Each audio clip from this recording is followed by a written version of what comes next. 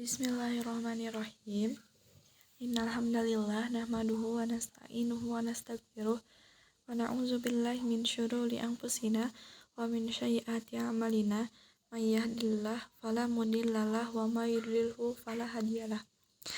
Asyhadu an la ilaha illallah wa asyhadu anna Muhammadan abduhu wa rasuluh alladzi la nabiyya ba'da amma ba'du. Alhamdulillah teman-teman, hari ini kita berjumpa lagi dalam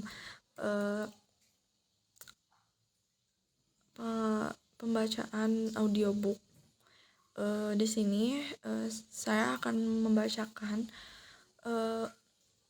masih sama dalam buku yang sama, yaitu Sejarah Islam yang Hilang karya Al-Khatib. Bagian kedua yaitu tentang kehidupan sang nabi.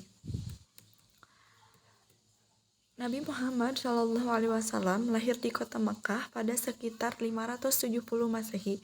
Ia berasal dari klan Bani Hashim, bagian suku Quraisy yang mengendalikan Makkah, pusat perdagangan dan agama di jantung semenanjung Arab. Terletak sekitar 80 km dari Laut Merah, kota Makkah menjadi keuntungan besar rute perdagangan utara-selatan yang menghubungkan Romawi di utara dan Yaman di selatan. Meski demikian, Makkah jauh lebih dari kedua tempat tersebut. Ratusan kilometer padang pasir yang mengelilinginya memungkinkan kota Makkah berkembang bebas dari pengaruh atau kendali asing. Pada saat yang sama, Makkah terhubung dan terisolasi secara internasional. Ketika berurusan dengan agama, Makkah menjadi titik pusat semenanjung Arab. Makkah menjadi lokasi Ka'bah dan haji tahunan yang menarik bangsa Arab dari seluruh penjuru semenanjung Arab. Jadi, meskipun cukup jauh dari jangkauan kekaisaran Bizantium atau Persia, Makkah sudah cukup tepat sebagai pusat yang memberikan dampak besar bagi orang-orang Arab. Kedua karakteristik inilah yang akan memainkan peran utama saat Islam mulai menyebar.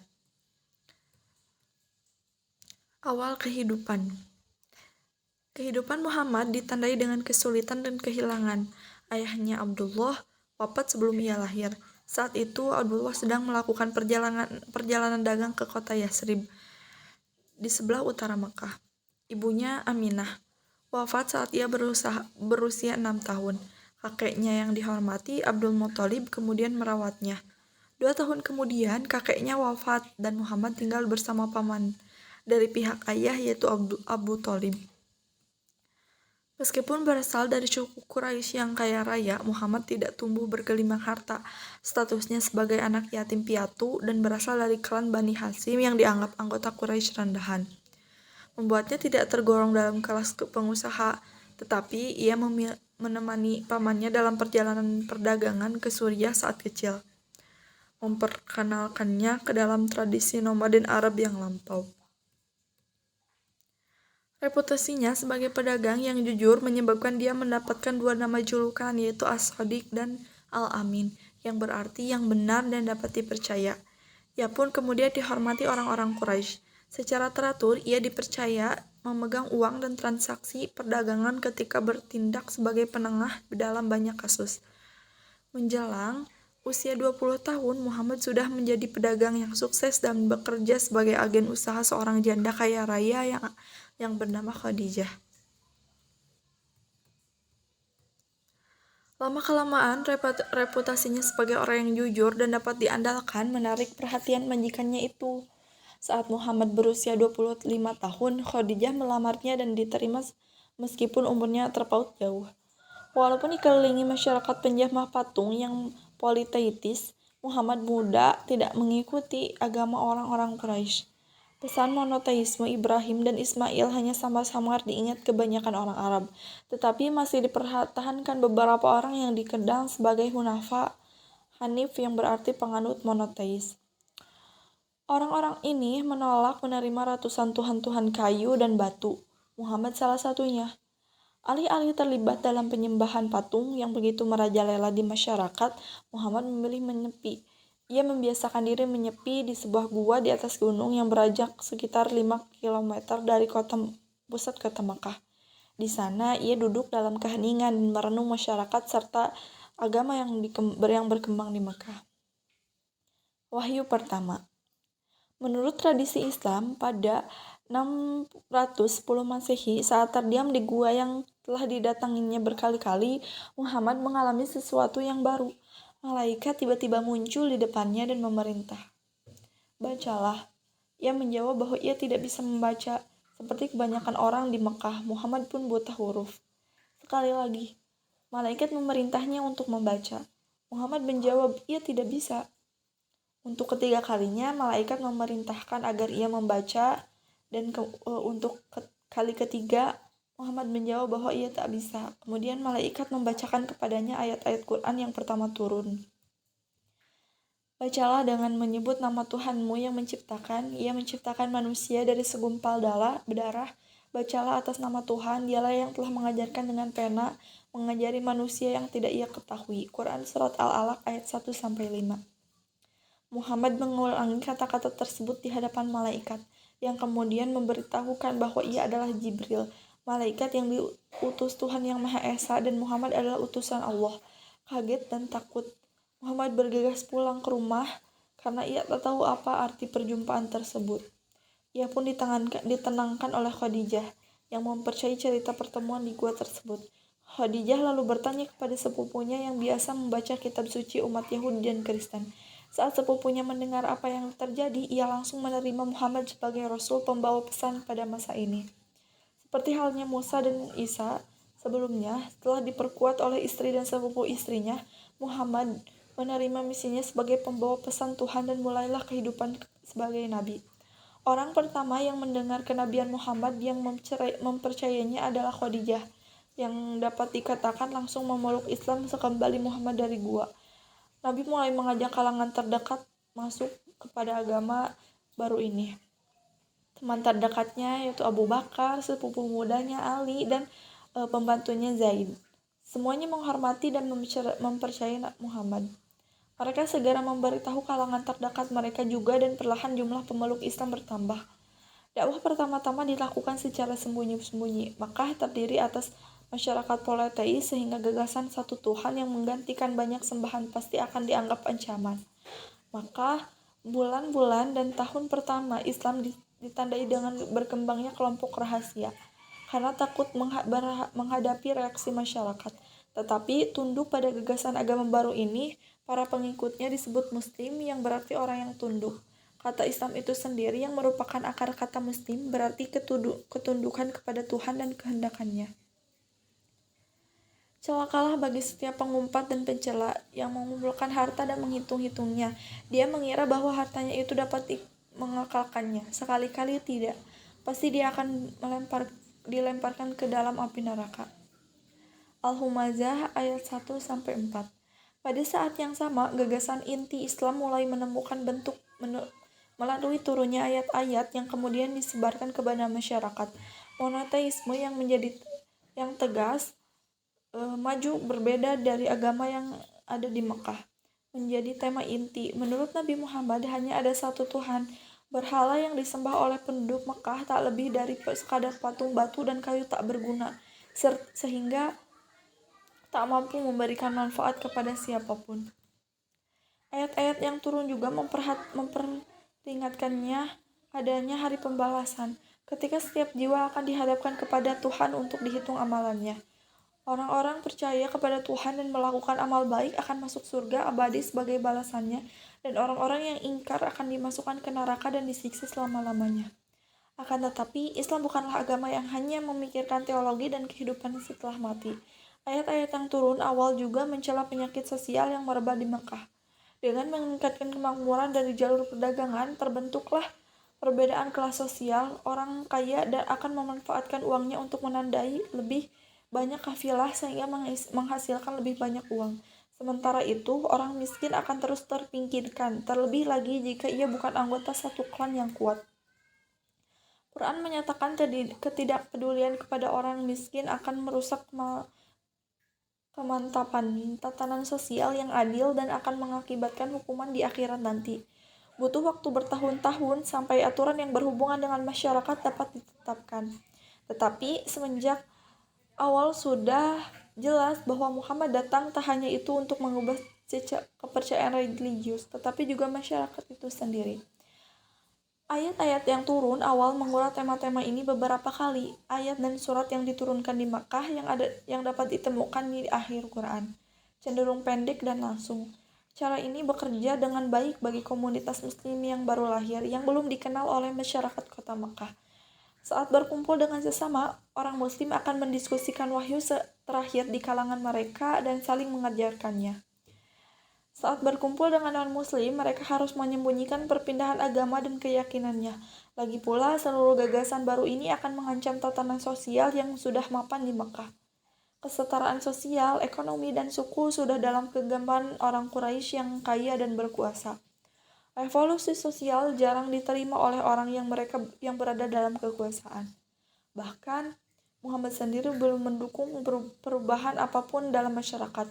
Keyakinan baru itu menjadi ancaman bagi posisi ekonomi dan sosial para penganut politeisme.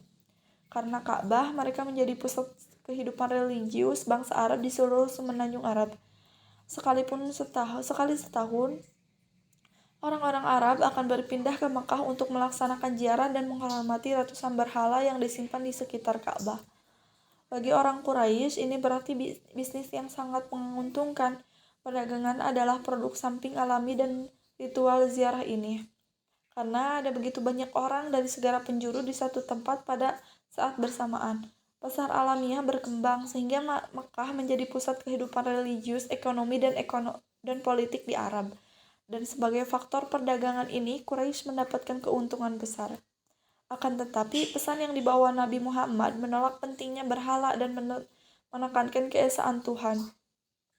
Tanpa berhala, takkan ada ziarah. Tanpa ziarah, takkan ada bisnis. Itu bukan skenario yang menyenangkan bagi orang Quraisy dan para pengikut awal Nabi Muhammad. Karena alasan ini, tak mungkin mengungkapkan agama baru di kalangan para pemimpin suku.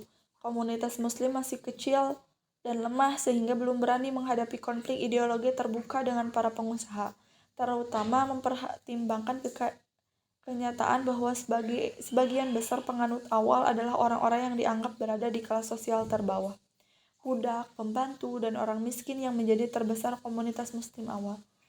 Tertarik pada ajaran kesamaan manusia di hadapan Tuhan dan sifat egaliter agama baru ini. Kekayaan dan status sosial tidak menentukan nilai seseorang. Penyiksaan. Akhirnya, komunitas muslim menjadi terlalu besar untuk diabaikan oleh orang Quraisy. Awalnya muslim bisa sholat di tempat tersembunyi di luar kota. Tetapi satu kelompok peribadatan semakin besar, peluang untuk ketahuan pun semakin tinggi. Inilah yang terjadi saat sekelompok penyembah berhala melihat sekelompok muslim yang sedang sholat. Mereka langsung bereaksi dengan kecemoohan muslim dan cara beribadahannya. Awalnya Quraisy tenang-tenang saja, menganggap komunitas kecil itu sebagai ketidaklaziman yang bisa diejek, sampai mereka menyadari daya tarik gagasan baru ini. Monoteisme, keadilan sosial, kesetaraan, ketundukan kepada perintah Tuhan, semuanya adalah teori yang mengecam Quraisy. Di mata banyak pemimpin Quraisy, solusi untuk menyelamatkan diri dari gerakan religius dan sosial baru ini yaitu dengan menyingkirkan sumbernya yaitu Muhammad. Akan tetapi, masyarakat Arab masih memegang struktur dan aturan, walaupun anak yatim Muhammad masih berada di bawah perlindungan pamannya yaitu Abu Thalib. Ia pemimpin Bani Hashim, salah satu klan Quraisy. Abu Thalib sendiri menolak menerima Islam, tetapi harga diri dan rasa hormat kepada aturan sosial Arab membuat ia melindungi keponakannya. Lebih jauh lagi, budaya Arab tua menyatakan jika Nabi Muhammad terbunuh, anggota klannya diizinkan untuk membalas dendam sehingga dapat terjadi perang saudara di jalanan Mekah.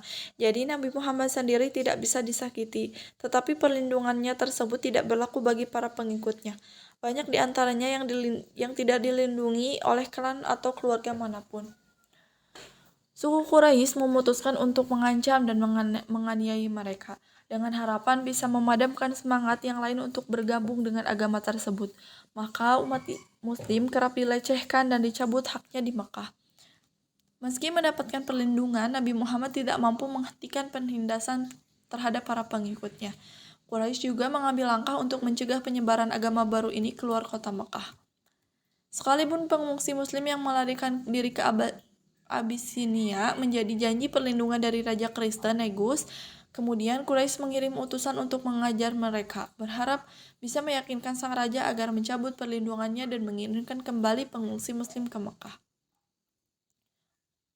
yaitu untuk dianiaya. Saat Negus mendengarkan Ja'far, sepupu Nabi, membacakan ayat-ayat Al-Quran mengenai keyakinan Islam tentang Isa dan Maryam, ia menolak mengabaikan sesama penganut monoteis itu. Utusan Quraisy pun harus kembali ke Makkah tanpa membawa pengungsi muslim. Akan tetapi, seandainya umat muslim tidak bisa melarikan diri ke tempat yang jauh, Islam masih bisa menyebar ke luar kota Makkah. Ribuan orang Arab mengunjungi Makkah tiap tahun. Jika para pengunjung itu mendengar dakwah Nabi Muhammad dan melihat gagasan Quraisy menghentikan gagasan baru ini, status Quraisy sebagai salah satu suku terkemuka di Arab akan merosot. Alternatifnya, para pengunjung akan mempercayai Nabi Muhammad, menerima agamanya dan membawa pulang ke kampung halaman dan menyebarkan Islam di luar kota Makkah, dan membuat semakin susah dibendung. Semua ini membuat Quraisy mengambil tindakan-tindakan ekstrim. Pada 617 Masehi, sekitar 7 tahun setelah wahyu pertama, Quraisy memutuskan untuk menerapkan boikot total terhadap Bani Hasyim, klan Nabi Muhammad yang banyak memeluk agama Islam. Tak seorang pun yang mengadakan transaksi bisnis dengan mereka ataupun menikahi salah satu anggota klan. Mereka bahkan dipaksa mengasingkan diri dari lembah Tandus, tempat di luar Makkah. Tekanan ini berdampak parah bagi komunitas muslim. Penyiksaan menimbulkan kelaparan, isolasi sosial, dan kesulitan ekonomi bagi orang-orang muslim. Bahkan bagi non-muslim yang kebetulan menjadi bagian dari Bani Hasyim, beberapa muslim yang tak berasal dari Bani Hasyim seperti Abu Bakar, Umar, dan Utsman mengusahakan segala cara untuk mengirimkan bahan makanan kepada Bani Hasyim dengan menghindarinya peraturan boikot walaupun secara pribadi mengalami kerugian besar. Boikot ini melelahkan seluruh komunitas muslim baik yang berasal dari Bani Hasyim maupun klan lain. Pada akhirnya, boikot ini tak efektif untuk memaksa Nabi Muhammad menghentikan dakwah dan berakhir tepat setelah setahun diberlakukan. Kendati adapun pencegahan oleh Quraisy, semakin banyak orang yang memeluk Islam. Boikot tersebut juga membuktikan kekuatan ikatan komunitas muda ini. Anggota komunitas yang tak termasuk klan Bani Hasyim masih bersedia mengorbankan kekayaan dan keselamatan untuk membantu saudara-saudaranya yang dianiaya. Di sini, salah satu konsep inti Islam, kesetiaan pada agama melebihi kesetiaan pada suku atau keluarga tampak dengan jelas. Akan tetapi, boikot itu tetap menimbulkan dampak nyata. Bertahun-tahun tak mendapatkan makanan dan perlindungan diiring kekerasan fisik telah mengakibatkan jatuhnya korban di kubu kelompok muslim. Penganiayaan ini mungkin turut mempengaruhi wafatnya istri Nabi yaitu Khadijah pada 690 Masehi. Dialah penganut muslim pertama yang telah mendampingi Nabi melalui kesengsaraan di tangan Quraisy. Dukungan emosional yang diberikan Khadijah pada tahun-tahun awal tak terkira bagi Nabi, yang mendorongnya untuk melanjutkan dakwah di tengah penganiayaan. Ini salah satu kehilangan terbesar bagi Nabi, tetapi ini bukan satu-satunya kehilangan yang harus dihadapi. Tak lama setelah itu, paman yang melindunginya, Abu Thalib, sakit dan wafat. Walaupun tak mau masuk Islam, Abu Thalib mengalami penganiayaan seperti halnya anggota Bani Hasyim yang lain dan tak pernah melepaskan perlindungannya terhadap keponakannya ini. Selain menjadi kehilangan besar bagi Nabi Muhammad, wafatnya Abu Thalib terimplikasi besar bagi komunitas muslim. Tanpa pemimpin yang kuat, hanya sedikit orang yang mampu melindungi Nabi Muhammad dan anggota komunitas muslim lainnya dari para pemimpin Quraisy. Mereka semakin berani menyerang muslim, baik dengan kata-kata maupun fisik. Meskipun mencintai kota Makkah, Nabi Muhammad memutuskan untuk mencari kota lain yang masyarakatnya mau menerima dan memberikan kebebasan untuk mendakwahkan agamanya dibandingkan Quraisy. Pilihan jatuh pada Thaif, kota yang dipimpin oleh suku Thaqif, yang beranjak 65 km ke arah tenggara kota Makkah. Nabi pun pergi ke Thaif dan bertemu dengan 3 bersaudara yang memimpin suku tersebut. Dengan tegas mereka menolak permintaan Nabi untuk masuk Islam dan menolak memberi perlindungan dalam bentuk apapun. Yang lebih menyedihkan, saat berjalan keluar dari kota dan kembali ke Makkah, sekelompok orang Thaif berkumpul untuk menghina dan melemparinya dengan batu.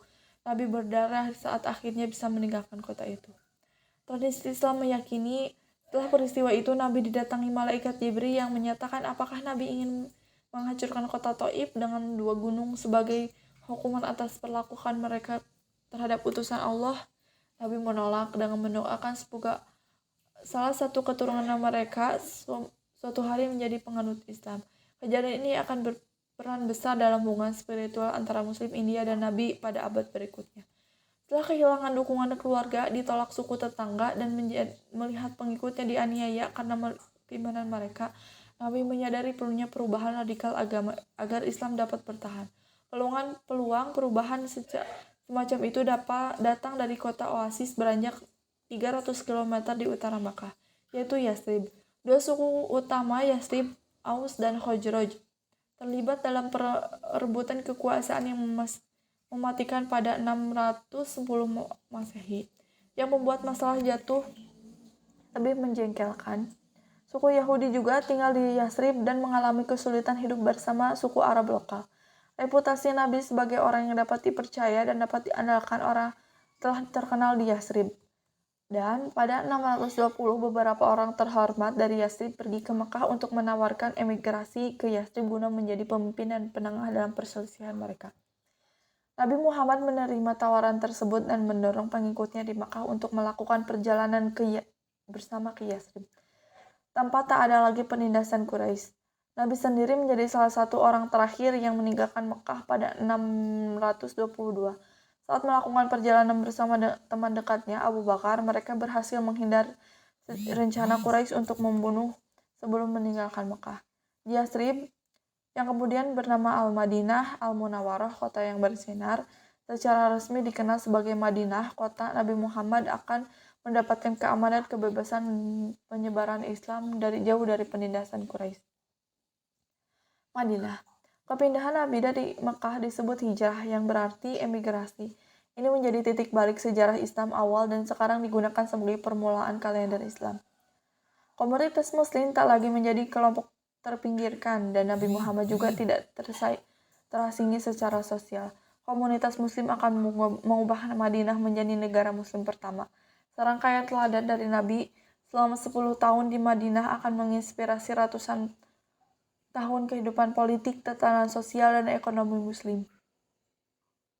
Akan tetapi, kehidupan di Madinah tetap menantang. Yang paling utama soal perpaduan baru antara emigrasi dari Mekah disebut Muhajirun dan penduduk asli Madinah kaum Ansar. Kaum Muhajirun bukanlah unit kohesif tunggal. Tak ada satu klan di Mekah yang semua anggotanya masuk Islam. Maka komunitas emigrasi terdiri atas kelompok yang beragam tanpa perlindungan dari klan atau suku. Sebaliknya, kaum Ansar berasal dari suku Awas atau Khazraj yang terlibat peperangan di oasis tersebut. Lebih jauh, banyak orang yang tak tergolong kelompok apapun, imigran dari Afrika, Persia, dan kerajaan Bizantium. Salah satu pertanyaan besar bagi kebanyakan Muslim adalah kemana loyalitas harus ditumpukan. Untuk itu, Nabi Muhammad menjelaskan bahwa gagasan tua pra-Islam soal kesetiaan sudah usang. Sebagai gantinya diajukan arti penting kesetiaan umat. Negara Muslim. Dalam pandangan Nabi Muhammad, tidak peduli apakah seorang Muslim berasal dari Quraisy, Aus, Khazraj, atau bahkan suku Yahudi. Begitu memeluk Islam, mereka menjadi bagian komunitas persaudaraan baru yang berdasarkan keyakinan bersama, bukan keturunan. Kaum Yahudi menjadi salah satu komunitas masyarakat bersama Muslim. Bagi Yahudi agamanya dan bagi Muslim agamanya. Ini berlaku bagi kerabat dan diri mereka sendiri dengan pengecualian bagi siapapun yang bersalah atau berkhianat karena ia membahayakan diri dan keluarganya. Piagam Madinah. Tatanan politik dan sosial baru Nabi Muhammad di Madinah dikodifikasikan dalam naskah yang disebut dengan Piagam Madinah. Piagam ini memerinci bahwa di bawah otoritas Nabi Muhammad, Madinah juga menjadi negara berdasarkan hukum Islam. Umat akan menjadi satu unit politik. Lebih jauh, Nabi Muhammad berperan sebagai penengah utama. Hukum Arab kuno yang menghargai pembalasan atas ketidakadilan dihilangkan untuk mendukung sistem hukum terstruktur berdasarkan hukum Islam. Piagam ini memberikan kebebasan kepada kaum Yahudi untuk menjalankan agamanya, tetapi mereka harus mengakui otoritas politik Nabi Muhammad di kota ini dan bergabung dalam kelompok pertahanan bersama bila ada serangan dari Quraisy. Entitas politik baru Nabi di Madinah akan menjadi model negara Islam selama berabad-abad dalam pemerintahan Muslim, terutama yang berhubung dengan perlakuan terhadap minoritas non-Muslim. Bentuk wahyu yang turun pun berubah untuk menyesuaikan dengan keadaan komunitas Muslim. Ayat-ayat dan surat yang diwahyukan kepada Nabi Muhammad di Madinah cenderung lebih panjang dibandingkan yang di Mekah. Wahyu tersebut memerinci berbagai hal seperti bentuk peribadatan, perpajakan, warisan, serta hubungan antara Muslim dan non-Muslim. Quran memberikan panduan umum tentang bagaimana umat Muslim harus bersikap dan bila perlu Nabi Muhammad menjelaskan secara terperinci serta tepat.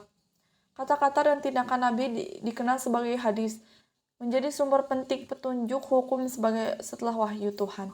Tetapi Quran tidak hanya menyoroti aspek hukum dan tatanan sosial, banyak ayat Madaniyah menerangkan kisah-kisah Nabi terdahulu. Cerita tentang Nuh, Ibrahim, Musa, Daud, dan Isa, semuanya diterangkan secara detail kepada pengikut Nabi, yang sungguh-sungguh menjelaskan bahwa Nabi Muhammad hanyalah Nabi terakhir dari serangkaian panjang Nabi sebelumnya, dan pesan yang dibawakannya tak berbeda dari yang lainnya. Banyak dari kisah tersebut yang ditunjukkan kepada kaum Yahudi di Madinah. Dipermukakan mereka memiliki banyak kesamaan dengan kaum Muslim. Kedua kaum ini sama-sama menganut monoteisme di daerah yang mengedepankan politeisme.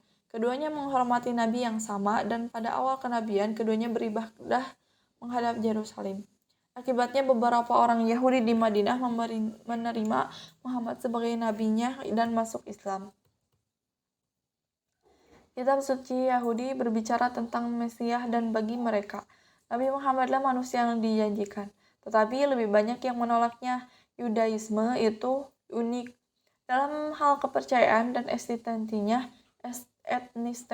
etnisitasnya yang terikat pada konsep utama umat terpilih.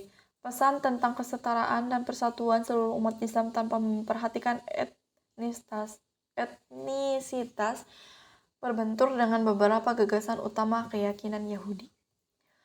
Sebagian orang mungkin meyakini kenabian Muhammad, tetapi kenyataan bahwa ia bukan seorang Yahudi menjadi problematik bagi mereka yang menganut teologi Yahudi dengan tegas. Perpecahan antara kaum Yahudi yang meyakini dirinya bangsa terpilih oleh Tuhan dan kaum Muslim yang mendukung persatuan umat manusia akan menimbulkan ketegangan serius di dua kelompok ini. Peperangan. Hijrahnya Nabi Muhammad ke Madinah tak berarti selesainya konflik dengan Quraisy. Kaum Muhajirin masih merasakan kepedihan atas perlakuan saudara sesukunya, dan kaum Ansor berani menghukum siapapun yang menindas saudara baru mereka dalam Islam. Tetapi kaum Muslim belum mendapatkan izin dari Nabi untuk memerangi Quraisy. Tentu saja peperangan merupakan kegiatan yang serius, terutama di Semenanjung Arab, tempat peraturan rumit mengenai kehormatan dan pembalasan telah berlaku selama berabad-abad. Lebih jauh, Quran sendiri meneguhkan tentang kesakralan hidup dan betapa mengerikannya mencabut kehidupan secara tak adil. Maka kaum Muslim ragu-ragu untuk melakukan tindakan militer melawan Mekah, meskipun bertahun-tahun mengalami penindasan di sana. Akan tetapi, keadaan itu segera berubah pada masa Nabi Muhammad di Madinah. Ia mengabarkan kepada para pengikutnya wahyu yang baru turun dari Tuhan yang menyatakan diizinkan berperang bagi orang-orang yang diperangi karena sesungguhnya mereka dizolimi. Dan sesungguhnya Allah Maha Kuasa menolong mereka, yaitu orang-orang yang diusir dari kampung halamannya tanpa alasan yang benar, hanya karena mereka berkata, Tuhan kami Allah. Wahyu baru ini menegaskan kepada pengikut Nabi Muhammad bahwa perang telah diizinkan, bahkan wajib. Saat Muslim sedang ditindas, ayat-ayat juga menandai aspek penting tentang peran Islam di dunia. Agama ini bukan sekadar seperangkat keyakinan tentang yang goib, melainkan juga panduan hidup lengkap yang membahas semua dari ritual ibadah, hubungan luar negeri, sampai teologi. Seperti yang mereka lakukan dengan perintah lain dalam Quran. Kaum Muslim di Madinah berani menunjukkan sumbangsih mereka dan mengikuti perintah baru ini. Kesempatan terbuka pada 624 Masehi saat kaum Muslim mengerahkan pasukan kecil sekitar 300 orang untuk mencegah kafilah Quraisy yang sedang melintas Madinah. Pasukan Muslim tak mampu mencapai rombongan kafilah, tetapi malah bertemu dengan kekuatan Quraisy yang jauh lebih besar yang dikirim untuk melindungi kafilah tersebut. Di Perang Badar, sekitar 100 km barat Laut Madinah, pasukan Muslim mendapatkan kesempatan untuk kali pertama melawan bekas penindasan secara fisik.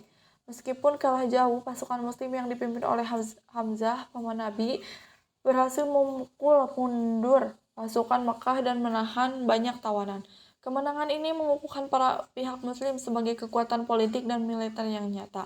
Pada saat yang sama, kemenangan ini menurunkan wibawa Quraisy di mata bangsa Arab lainnya. Orang-orang Quraisy tentu tak mau membiarkan kekalahan memalukan ini tak terbalas. Tahun berikutnya, pasukan Mekah dalam jumlah yang jauh lebih besar dikumpulkan. Tujuannya mengganggu Madinah sehingga dapat menurunkan pamor Nabi Muhammad yang muncul pertanyaannya tentang kemampuannya dalam melindungi pengikutnya. Pasukan tersebut berkemah beberapa kilometer di utara kota Madinah, di bawah bayangan-bayangan gunung Uhud yang mengesankan. Di sana mereka merusak lahan pertanian di desa-desa sekitar Madinah. Sebagian besar dari piagam Madinah, Nabi Muhammad telah bersumpah untuk melindungi kota dan seisinya sehingga terpaksa mengorganisasikan pasukan untuk keluar dan menghadapi tentara Makkah. Akan tetapi, ada sekelompok orang di dalam kota yang menentang rencana ini. Mereka percaya bahwa cara terbaik adalah meninggalkan lahan pertanian untuk menjaga diri dan tetap mempertahankan pasukan di kota. Mereka didukung oleh dua suku Yahudi di kota Madinah dan menolak pergi ke Uhud untuk memerangi kekuatan yang lebih besar. Akhirnya Nabi pun bergerak menuju Uhud dengan jumlah pasukan yang lebih kecil dari perkiraannya. Hasil perang ini menjadi malapetaka bagi pasukan Muslim. Pasukan Mekah yang dipimpin oleh Khalid bin Walid yang cerdas, yang nantinya masuk Islam dan memimpin pasukan Islam ke Suriah, yang berhasil memukul mudar pasukan Muslim dari medan pertempuran dan naik ke lereng Uhud. Hamzah, pahlawan Badar, gugur dalam pertempuran dan tumbuh dimutilasi oleh orang-orang Quraisy. Nabi Muhammad sendiri bersama sekelompok kecil tentara Muslim sempat berdikepung pasukan Mekah dan terluka dalam pertempuran terbuka yang terjadi. Pasukan Quraisy yang telah mengalahkan pasukan Muslim dan merasa yakin sudah berhasil merusak reputasi Nabi Muhammad mundur dan kembali ke Mekah. Perang Uhud tak berhasil menurunkan Islam atau otoritas Nabi di Madinah seperti yang diharapkan kelompok Quraisy, walaupun mampu menaburkan benih ketegangan antara pihak Muslim dan Yahudi di Madinah, yang kebanyakan menolak mematuhi piagam Madinah dan tak mau ikut bertempur. Tampak jelas baik kaum muslimin maupun Quraisy akan mampu saling mengalahkan dengan meyakinkan di medan pertempuran. Kedua belah pihak terpaksa berusaha mencari dukungan dari berbagai suku Arab di wilayah itu. Masing-masing ingin dapat mengguguli musuhnya. Secara khusus, maka berharap mendapatkan dukungan dari Yahudi Madinah yang sepertinya berniat mengeluarkan Nabi dari tengah-tengah mereka. 5 tahun setelah hijrah Nabi, pasukan Makkah mengepung kota Madinah di kota dari utara dan meminta bantuan salah satu suku Madinah, yaitu Bani Quraisyah, yang tinggal di daerah pinggiran selatan kota. Ini menjadi pertaruhan yang penuh perhitungan bagi suku Yahudi tersebut. Kepungan ini tampak menjanjikan dan dengan bergabung bersama Quraisy, mereka dapat menyapu Nabi Muhammad serta pengikutnya. Tetapi ternyata persekutuan Quraisy dan Yahudi tak berhasil. Berdasarkan salam imigran Persia bersama Salman, Nabi Muhammad memerintahkan penggalian parit di sekeliling kota untuk menghalangi kepungan pasukan Mekah. Perang parit ini membuahkan kegagalan yang menjadi malapetaka bagi Quraisy, dan bahkan gagal merusak kekuatan Nabi di dalam kota. Tetapi perang ini lebih memperburuk Bani Quraisyah. Mereka telah melanggar syarat perjanjian piagam Madinah dan karenanya harus dihukum sesuai perjanjian. Seorang penengah ditunjuk untuk memutuskan hukum bagi suku tersebut. Ia memerintahkan laki-laki yang terlibat dalam pengepungan dihukum mati, sedangkan wanita dan anak-anak dibuang dari kota. Nabi Muhammad sedang menegaskan standar penting saat menangani Yahudi di Madinah. Ia memperjelas bahwa hukum Islam tidak mempermasalahkan kehadiran non-muslim yang hidup di negara Islam. Selama bertahun-tahun Yahudi Madinah telah mendapat toleransi, tetapi saat mereka gagal memenuhi perjanjian yang dibuat dan mengancam keamanan negara Islam, hukum pun harus dijatuhkan. Seperti semua hal yang telah dilakukan, sikap Nabi Muhammad dalam menangani Bani Quraisyah menjadi presiden dalam ratusan tahun hubungan Muslim dengan non-Muslim. Kemenangan. Setelah posisinya di Madinah aman, akhirnya Nabi Muhammad dapat membuat perjanjian dengan Quraisy dalam posisi yang sederajat.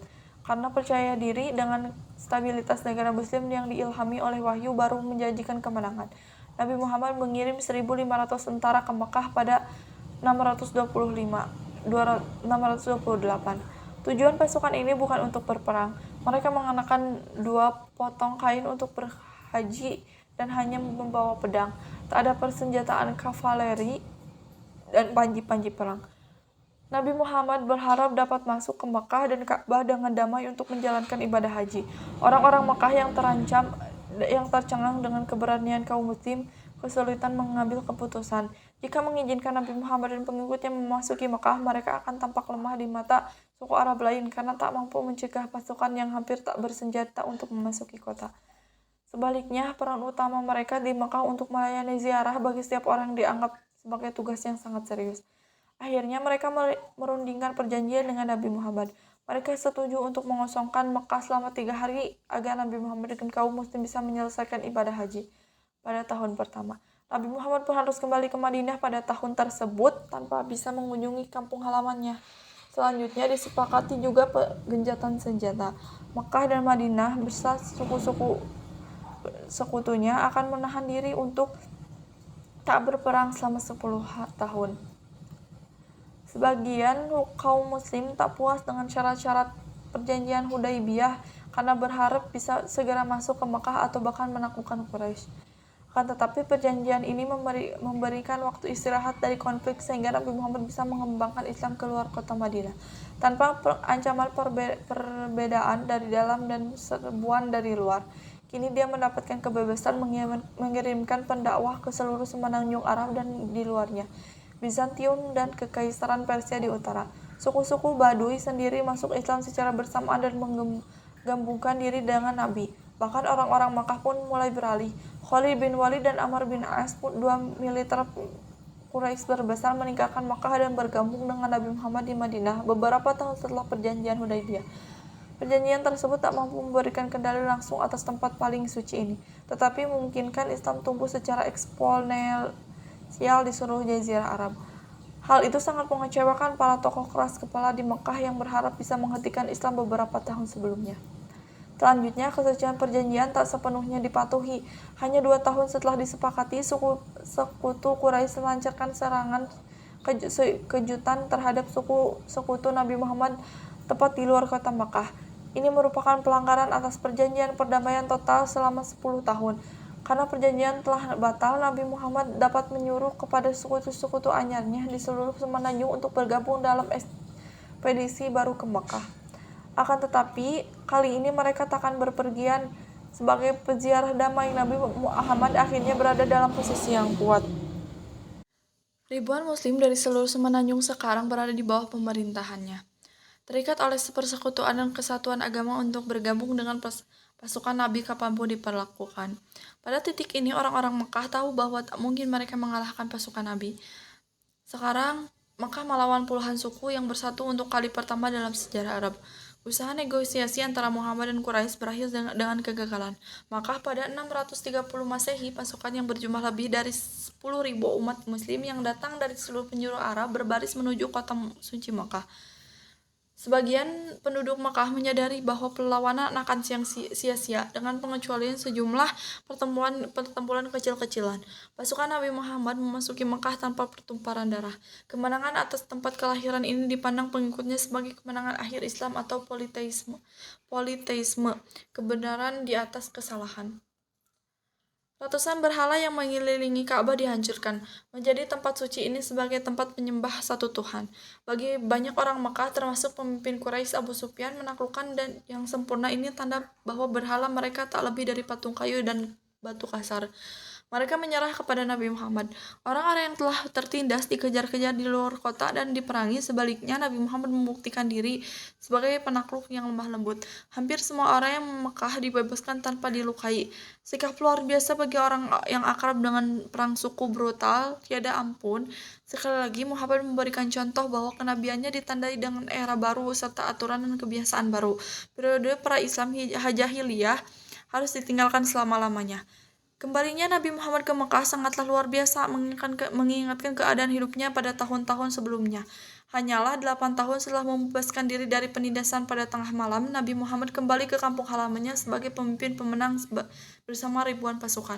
Di Mekah, ia hidup sebagai pedagang terpercaya, menjadi pemberontak yang tak disukai dalam melawan politeisme, musuh yang jauh, penakluk penuh kebajikan di tanah asalnya sendiri. Tak diragukan lagi, cepatnya pencapaian kekuasaan dan kemampuannya menghancurkan persaingan lama antar suku di bawah bendera Persatuan Islam dilihat sebagai keajaiban dan tanda kenabian oleh banyak orang. Kaum muslim pada zaman itu termasuk yang menderita pada awal-awal tahun penindasan di Makkah dan baru masuk Islam setelah penaklukan Makkah menjadi yakin bahwa adanya keistimewaan Islam. Di mata mereka, Islam dibimbing dan dilindungi Tuhan dan mereka mendapat misi khusus untuk menyebarkan agama sejati ini ke seluruh dunia. Pola pikir ini akan memainkan peran besar dalam cara kaum muslimin memandang diri dan di panggung dunia sepanjang sejarahnya. Berakhirnya kenabian. Saat penaklukan Mekah, Nabi Muhammad berusia sekitar 60 tahun. Sudah terbilang tua berdasarkan ukuran saat itu. Melalui ucapannya dan wahyu Quran yang terus turun, prinsip ajaran Islam diformalkan, mencakup semua hal dari urusan keyakinan, peribadahan, hingga petunjuk bagi pemerintahan Islam. Sebuah tatanan sosial baru telah disibak, dengan meninggalkan kesukuan dan menunjuk nasionalisme kesatuan Islam di bawah hukum ilahi. Nabi Muhammad menyusun dalam khutbah terakhir yang menyatakan, dan sesungguhnya nenek moyang kalian satu pun kalian berasal dari Adam dan Adam berasal dari tanah. Orang yang paling mulia di antara kalian adalah orang yang paling bertakwa. Tidak ada suatu kelebihan bagi orang Arab atau orang selain Arab kecuali ketakwaannya. Pesan keagamaan dan sosial berjalin kelindan dengan pesan politis, menyatukan kerajaan muslim dan menjangkau seluruh semenanjung Arab. Untuk pertama kali dalam sejarah, seluruh bangsa Arab bersatu, bahkan mampu menyerang suku-suku yang tinggal di selatan. Berbatasan dengan Bizantium dan Persia, ini menjadi pencapaian yang takkan diremehkan oleh kedua kekaisaran itu, yang segera menyoroti penyebaran Islam dengan serius. Setelah penaklukan Makkah, Nabi Muhammad kembali ke Madinah. Lagi pula ia telah berjanji untuk memimpin umat muslim dari kota oasis ini 8 tahun sebelumnya. Saat suku-suku Aus dan Khazraj mengundangnya di Madinah, ia mulai mempersiapkan kaum muslim yang akan membenteng terus jauh setelah wafatnya. Nabi sering berpesan tentang kewajiban orang beriman, arti penting menjaga Quran dan teladannya. Awal 632 Masehi ia menempuh perjalanan haji terakhir. Nabi berkhutbah di depan ribuan pengikutnya yang semua mengenakan pakaian ihram pada apapun statusnya, mengingatkan kepada mereka tentang kesamaan derajat manusia. Ia memperingatkan agar menghindari penindasan, memperlakukan perempuan dengan hormat dan cinta, serta meninggalkan persaingan suku yang telah mengutuk kebudayaan Arab selama berabad-abad. Khotbah perpisahan meringkas kenabian inilah yang revolusi sempurna dalam segala hal. Di mata pengikutnya, tatanan baru muncul di ufuk fajar dunia, tatanan yang berdasar hukum ilahi dan diilhami oleh teladan Nabi Muhammad. Setelah perjalanan haji, Nabi kembali ke Madinah, tempat diletakkannya dasar penyebaran Islam selanjutnya. Orang-orang terpelajar dikirim berbagai provinsi jauh, seperti Yaman atau batas timur Arab, untuk mengajarkan dasar-dasar Islam kepada mereka yang baru masuk Islam. Madinah, dengan masyarakat yang paling dekat pertaliannya dengan Nabi, akan berperan sebagai pusat pengetahuan Islam, bertugas mendidik seluruh dunia Islam. Bahkan setelah kepergian Nabi, perjalanan militer disiapkan ke utara untuk melawan Bizantium. Etika perang Islam yang akan memadukan pasukan Islam bertahun-tahun ditegaskan kembali. Menurut keyakinan Islam, Nabi Muhammad berperan sebagai utusan Tuhan yang menyampaikan kata-kata Tuhan dalam Quran dan bertindak sebagai teladan bagi kaum muslimin. Setelah 23 tahun bertindak sebagai Nabi Allah, misinya pun selesai. Quran telah difinansialisasi dan dicatat dengan lembar-lembar kulit, daun, dan tulang. Tetapi yang lebih penting, telah dihafal seluruhnya oleh sahabat-sahabat Nabi. Tradisi pra-Islam dapat menghafal syair panjang membuat bangsa Arab mampu memelihara dan memastikan terjaganya buku suci Islam. Kisah-kisah tentang ucapan tentang tindakan Nabi Muhammad juga menempati posisi penting, menyebar ke seluruh Arab dari mulut ke mulut. Menurut tradisi Islam, salah satu ayat akhir Quran yang diturunkan kepada Nabi Muhammad dinyatakan, "Hari ini telah kusempurnakan agamaku, kusempurnakan juga kenikmatanmu, dan kusridoi Islam sebagai agamamu." Nabi Muhammad jatuh sakit pada awal musim panas 632 Masehi. Ia merasakan sakit kepala dan demam yang membuatnya lemah, kemudian tak mampu berjalan tanpa bantuan sepupu Ali dan pamannya Abbas. Tak mampu mengimani sholat di masjid, ia menunjukkan sahabat dekatnya Abu Bakar untuk menjadi imam. Ia menghabiskan hari-hari di rumah istrinya, Aisyah, putri Abu Bakar. Di balik dinding rumah yang menempel ke masjid, ia mengamati umat mengikuti perintah untuk sholat. Walaupun ia tak hadir, tak diragukan lagi inilah saat-saat emosional para pengikutnya yang telah bersama Nabi melalui hari-hari sulit di Mekah. Perang yang kejam melawan Quraisy saat menegakkan kekuasaan dan kemenangan tanpa pertumpahan darah saat menaklukkan Mekah. Mereka telah menjadikan Nabi sebagai sumber petunjuk dan pemimpin dalam segala bidang kehidupan. Nabi semakin sering berbicara tentang kematian dan kondisinya, bahkan tak mampu bangun untuk mengimani sholat sangat membuat sedih umat Islam.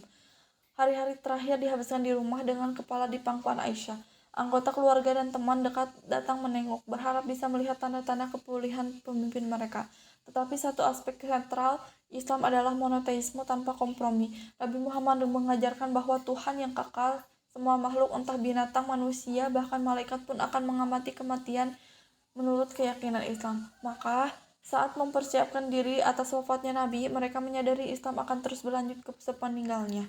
Pengikut Nabi Muhammad yang memiliki ikatan emosional sangat dalam dengan sosok yang telah mengeluarkan mereka dari era politeisme pra-Islam dan perang suku. Tak mampu membayangkan hidup tanpa Nabi. Pada 8 Juli 632 dengan kepala Nabi di pangkuan Aisyah dan para sahabat berkumpul di masjid sambil berharap penegakan junjungannya pulih kembali, era pertama sejarah Islam merentangkan dalam 23 tahun masa kenabian pun ditutup saat Nabi Muhammad mengembuskan napas terakhir. Begitulah sejarah pada bagian kedua dalam buku Sejarah Islam yang Hilang. Mungkin hanya itu yang bisa saya sampaikan. Terima kasih kepada teman-teman yang telah mendengarkan. Tutup saja dengan doa, Robbana atina fid dunya hasanah wa fil akhirati hasanah wa qina adzabannar. Assalamualaikum warahmatullahi wabarakatuh.